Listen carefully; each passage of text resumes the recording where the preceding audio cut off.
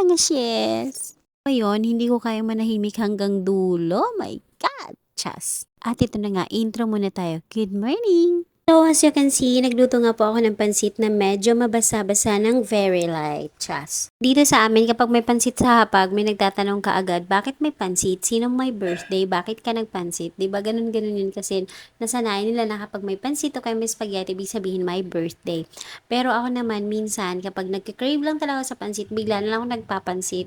Minsan nga, almusal pa lang, may pansit na, nagugulat na lang sila. Pagkagising nila, may pansit na sa kawali. Paborito ko kasi itong pansit kasi noong bata kami, nakakain lang kami ng pansit kapag nakapagbenta kami ng kopra kasi nagpapansit yung mama ko kasi sigurado yung mga nagbenta ng kopra may dala na tinapay pag-uwi. So ayun nga, ganun ako magluto ng pansit.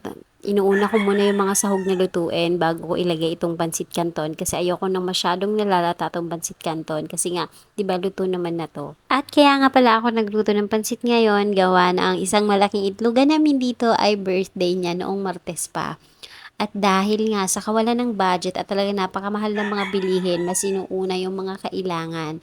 Ngayon, sabi ko nagsabado na lang, hindi pa tayo nakapagluto ng pansit, kaya ipagluluto na lang kita ng pansit. Tamang-tama lang din naman kasi nagagawa sila ng sasakyan, merienda na nila to.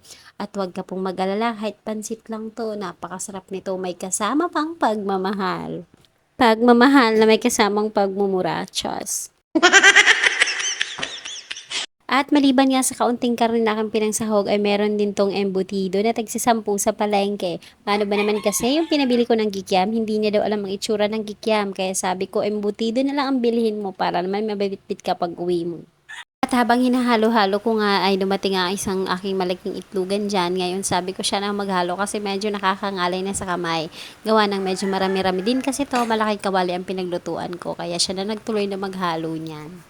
Dahil mabilis nga magsipsip ng tubig itong aking pansit canton, medyo nagde-dry na nung nahalo na ng maigi. Kaya sabi ko magdagdag pa kami ng kaunting tubig at panimpla para medyo ma-juicy, medyo ma-saucy itong aming pansit.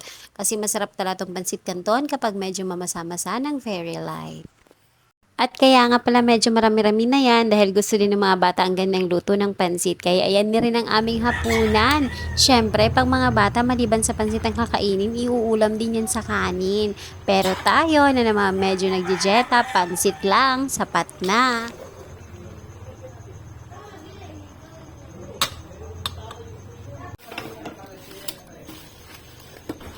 Kuya Toy, happy birthday! At ayaw nga nilang kantahan ng happy birthday itong may birthday dahil napaghahalataan daw.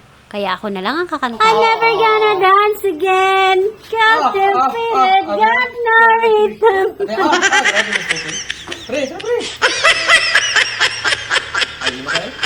Happy birthday Kuya Toy, mabuhay ka hanggat gusto mo. Sana maging masaya ka kahit wala kang sweldo, may pansit ka naman.